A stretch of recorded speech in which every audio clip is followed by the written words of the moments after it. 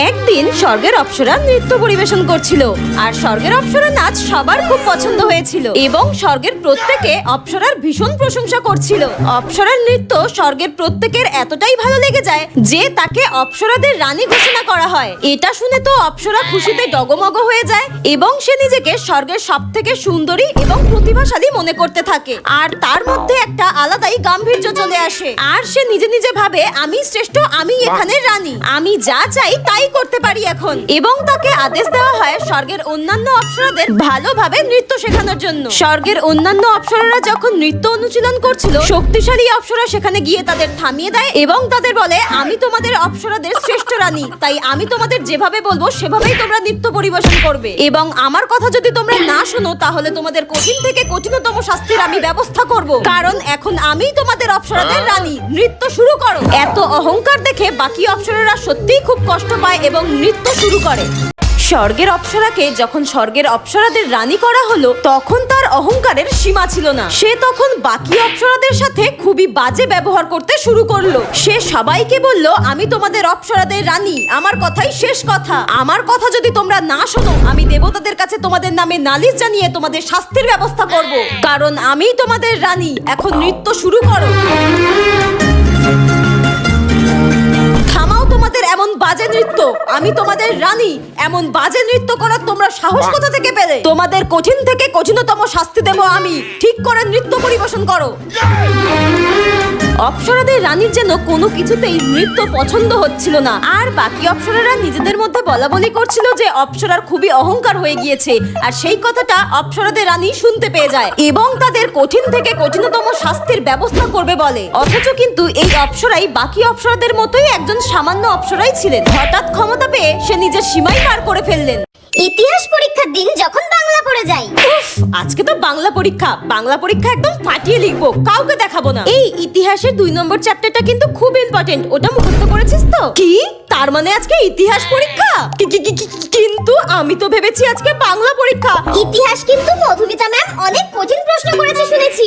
এইবার মধুমিতা ম্যাম ইতিহাস প্রশ্ন করেছে, তাহলে তো আর বাঁচার কোনো উপায়ই নেই। শুনেছি মধুমিতা ম্যাম এবারে একটাও শর্ট কোয়েশ্চেন রাখেনি, সব বড় বড় কোয়েশ্চেন। শর্ট কোয়েশ্চেন গুলো তো হল কালেকশন করে তাও লেখা যায়, কিন্তু বড় কোয়েশ্চেন গুলো কি করব? একদম পারবো না কিছু করতে। ওরা তো তাও ইতিহাসই পড়ে এসেছে আর আমি তো বাংলা পড়ে এসেছি, আমি কি করব? স্টুডেন্টস সবাই কোয়েশ্চেন নিয়ে নাও। ইতিহাসে তো আমি পুরো পাতিহাস, আমি কি করব? কিছুই তো পারবো না। হে মা কালী, হে মা দুর্গা, হে মা সরস্বতী, এবারের মতো আমাকে পার করে দাও, এবারের মতো পাস করিয়ে দাও। 2 টাকায় লকুন্দা কিনে ভোগ চড়াবো। এত সেজেছিস কেন তুই? আরে কোথায় এত সেজেছি আমি? এত সুন্দর করে চুল বেঁধেছিস কেন? হ্যাঁ, চুলটা দেখ কি সুন্দর লাগছে। আরে চুলটা জাস্ট ছেড়ে পেছন দিক দিয়ে ক্লিপ দিয়েছি, এতে সাজার কি আছে? আর তাহলে এত বড় বড় কানের পরেছিস কেন? আরে চুড়িদার পরেছি তো একটু বড় বড় ঝুমকো পরবো না? আমি তোকে বলেছি জাস্ট মোমো খেতে যাব, এত মেকআপ করেছিস কেন তুই? আরে একটু মেকআপ করিনি আমি। কি বলছিস তুই? জাস্ট একটু কানের পরেছি, লিপস্টিক পরেছি আর চুলটা বেঁধেছি। কি বলছিস? আর তুই কি বলছিস? হ্যাঁ, নিজের দিকে তাকিয়ে দেখেছিস তুই নিজে কি সেজেছিস? কোথায় আমি সেজেছি? এটাকে কোনো সাজ বলে? আমি সিম্পল ভাবে বাড়ি থেকে বেরিয়ে চলে এসেছি আর তোকে দেখ, তুই তো একদম গর্জিয়াস ভাবে সেজে চলে এসেছিস। তুই কি আমার মতো একটু সিম্পল ভাবে সাজতে পারিস না? তুই কি বিয়ে বাড়িতে যাচ্ছিস? আমি সাজলেই ওর যত দোষ। কোথায় একটু আমার মতো সিম্পল ভাবে সেজে আসবে তা না, একদম গর্জিয়াস ভাবে সেজে চলে এসেছে ঝিকিমিকি টুম্পার মতো করে। আমার মতো একটু সেজে আসতে পারিস না? হালকা হালকা করে যত সব। এই জন্য আমি তোর সঙ্গে কোথাও বেরোতে চাই না। এই তোর সঙ্গে আমি কোথাও যাবো না, তুই যা তো যা এখান থেকে। তোর সঙ্গে আমিও যেতে চাই না, যা হাট হাট এখান থেকে। মেকআপ করে শুধু যা এখান থেকে। তো স্টুডেন্টস, তোমরা তো সবাই জানো কালকে আমরা 17 বার সিলেবাস কমপ্লিট করে ফেলেছি এবং কালকে আমাদের স্কুলে মুখ্যমন্ত্রী এসেছিল। তিনি আমাদের স্কুলের প্রত্যেকটি স্টুডেন্টকে 10,000 টাকা করে দিয়েছিলেন। তার সাথে সাথে একটি করে স্কুলের ব্যাগ, 5টা করে বই, 5টা করে খাতা, 5টা করে পেন আর একটি করে মটন বিরিয়ানির প্যাকেট দিয়েছিলেন। তাই কাল যারা যারা স্কুলে আসেনি তারা তো এগুলো মিস করে গেল। এবং কালকে তো আমরা স্কুলে পিকনিক করেছি, নাচ করেছি, গান করেছি, বক্স বাজিয়েছি, সবকিছু করেছি। কালকেই আমাদের স্কুলের সমস্ত টিচার অঙ্ক, বাংলা, ইতিহাস, ভূগোল, বিজ্ঞান সমস্ত সিলেবাস কমপ্লিট করে দিয়েছে আর কালকেই বলে দেওয়া হয়েছে আজকে এক্সাম নেওয়া হবে। আর কালকে যারা যারা স্কুলে আসেনি তাদেরকে কোনো ছাড় দেওয়া হবে না, তাদেরকে ডবল পানিশমেন্ট দেওয়া হবে।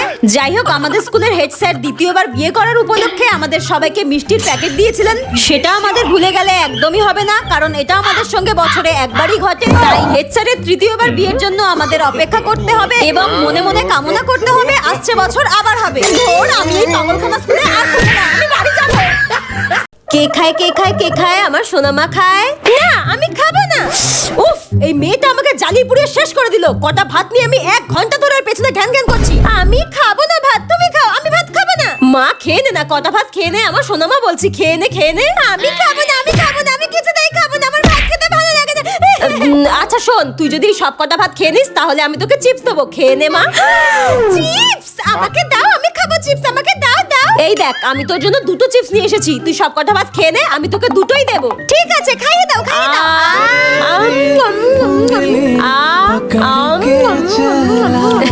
হাকর হাকর, এই তো শেষ, নে হাকর হাকর। তাহলে এই ভাতগুলো কে খেলো? হ্যাঁ, কোন পেটে গেল? এতক্ষণ তো খুব বলছিস মা খিদে নেই, পেট ভরা, খাবো না। এই ভাতগুলো কে খেলো? হ্যাঁ, আমার পেট ভরে গেছে, ভরে গেছে। হ্যাঁ মা, আমার চিপস দাও। হ্যাঁ, একদম না, পেট ভরে ভাত খাওয়ার পর আবার চিপস? কোনো চিপস হবে না।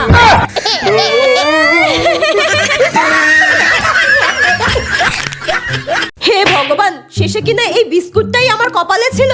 ভগবান মনে হয় আমাকে তৈরি করার সময় আমার কপালে টেনশন, ডিপ্রেশন, এনজাইটি সব লিখে দিয়েছে, কিন্তু আমার কপালে সুখটাই লিখতে ভুলে গেছে। 2025 যে আমাকে এইভাবে বাস দেবে আমি কখনো ভাবতে পারিনি। হে ভগবান, আমরা আবার কি সুন্দর প্রতি বছর বছর বাস খাওয়ার পর নিউ ইয়ার সেলিব্রেশন করি, আমাদের মরণ হয় না। শেষ পর্যন্ত আমাকে এই ডিসিশনটাই নিতে হলো।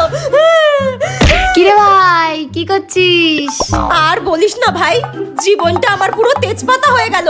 যাই করছি সেটাই উল্টো হয়ে যাচ্ছে। কেন? আমার বাড়ি থেকে আমায় খেদাচ্ছে, বয়ফ্রেন্ড লাথি মারছে। এইবার মনে হয় আমার ব্রেকআপটা হয়েই যাবে ভাই। আর বলিস না। তারপরে? কি করব কিচ্ছু বুঝতে পারছি না। পকেটে হাত দিয়ে দেখলাম 5 টাকা ছিল। বিস্কুট কিনলাম সেটা দিয়ে, আর ওটাতে ভালো করে বিষ মিশিয়েছিলাম খাবো বলে, সেটাও তুই খেয়ে নিলি। সব শেষ করে দিল। যা ভাগ, তুই এবার মর গিয়ে, বলতা পাঠা কথা করে। বড় লোকদের সাথে যা হয়। Hey mom, where are you going? Huh? Kitty party or parlor? Oh my little heart, my little baby. I'm going to parlor now, then I will move for shopping and from there I will drive myself to attend the party. And take care my little baby. Bye. Mwah, love you. Bye. Okay, bye. Love you mom. Mwah. আর আমার সাথে যা হয়। মা, তুমি কোথায় যাচ্ছ? তোর বাবার বিয়েতে নেমন্তন্ন করেছে, সেখানেই গিলতে যাচ্ছি। চল আমার সঙ্গে, চল গিলে আসবি, চল। দেখতে পাচ্ছে হাতের মধ্যে বাজারের ব্যাগ রয়েছে, তাও ওর উল্টো পাল্টা কথা শেষ হয় না। বাজারের ব্যাগ দিয়ে আমি কি নেমন্তন্ন খেতে যাবো? আরে আমি তো এমনিই জিজ্ঞাসা করলাম। প্রতিদিন বাজার করা, রান্না করা, ঘর মোছা, বাসন মাজা, কাপড় কাচা সব আমাকে করতে হবে। আর এই রকমের থেকে সারাদিন শুধু ফোন ঘেটে যাবে। একদম মেরে তোকে শেষ করে দেবো। চাকরি পড়তে বস। অসভ্য জানোয়ার একটা মেয়ে।